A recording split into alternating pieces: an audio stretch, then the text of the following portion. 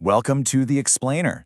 I am so glad you're here. Today, we're looking at something absolutely fascinating, especially if you've ever wanted to bring your 3D visions to life with stunning realism.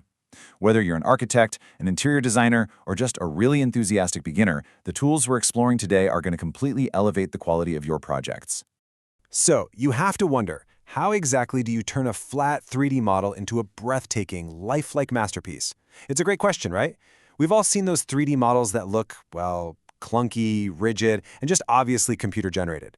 But then, we see renders that are so pristine, so incredibly detailed, that you could swear someone just snapped a photograph of a real room. Today, we're going to bridge that gap and explain exactly how that transformation happens. Okay, let's dive into this blueprint. First up, we'll cover the ultimate rendering duo. Second, we'll meet SketchUp.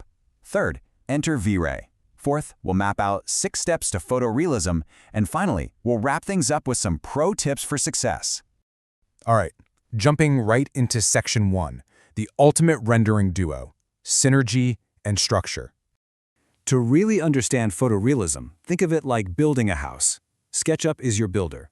It handles the modeling, the structure, the precision, and the geometry. It's essentially the skeleton of your project.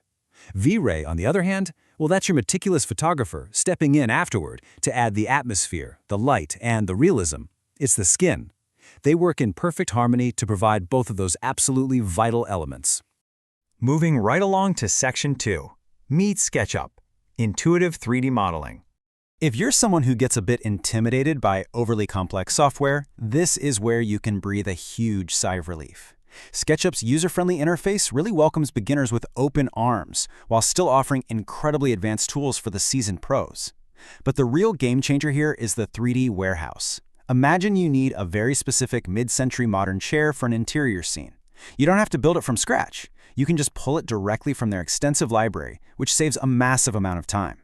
Plus, it's got wide file compatibility, making it super easy to integrate with the other tools in your workflow. Next up is Section 3. Enter V-Ray, the magic of realism.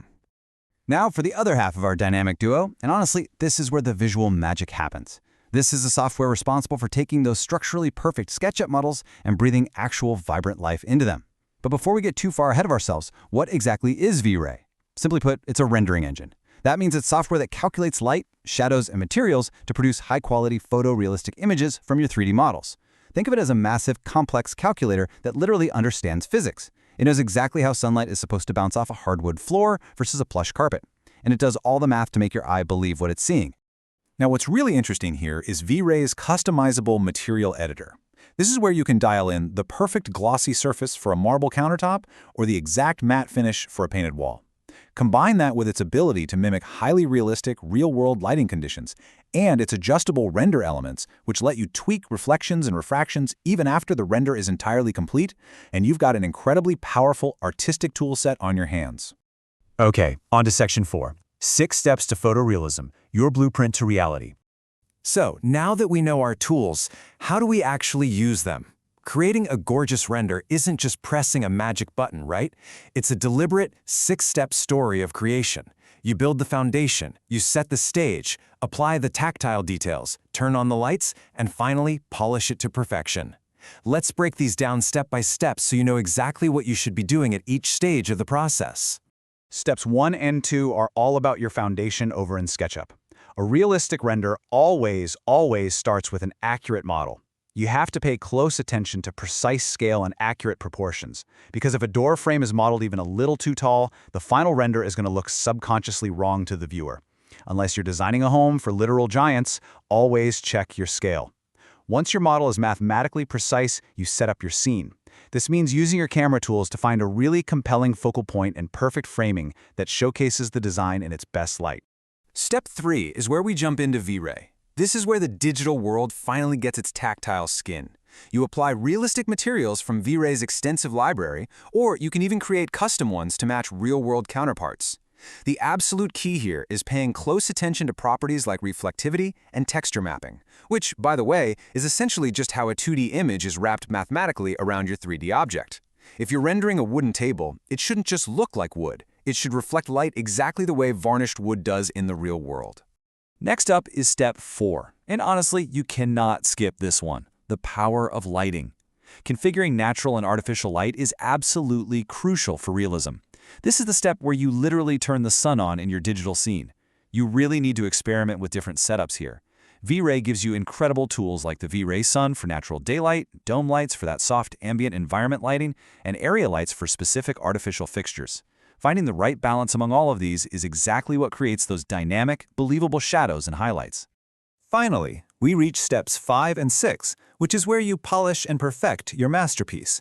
Before you hit that final render button, you've got to configure your settings. You have to strike a balance between your desired resolution and your available render time, because higher quality always means a longer wait. This is where a little patience pays off big time. Once it's finally rendered, step 6 is post-processing. This is where you use tools to adjust brightness, contrast, and colors.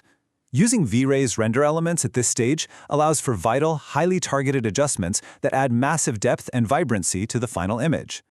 Almost done. Let's hit section 5. Pro tips for success, elevating your workflow. Getting really good at using this dynamic duo takes practice for sure. So here is the absolute secret weapon of great 3D artists. Study real-world photographs for reference. Actually pay attention to how real light and materials interact in everyday photos, and then work to replicate those exact effects in your digital renders. Also, don't be afraid to just experiment with the extensive features both of these programs offer. And of course, always keep your software updated so you're taking advantage of the latest tech improvements. So the crucial point here is this. By leveraging the strengths of SketchUp and V-Ray, you can transform your 3D models into breathtaking photorealistic renders. It is exactly that synergy between the precise architectural modeling of SketchUp and the moody, atmospheric rendering engine of V-Ray that makes all the difference in the world. Mastering this workflow is truly transformative for any design professional. As we wrap up this explainer, I want to leave you with a question to ponder. Whether it's a cozy little living room or a massive, sprawling architectural masterpiece, what vision are you going to bring to life next? You've got the blueprint now. You know the tools. The only limit left is your own imagination. Thank you so much for joining me today. Keep learning, keep experimenting, and I will see you next time.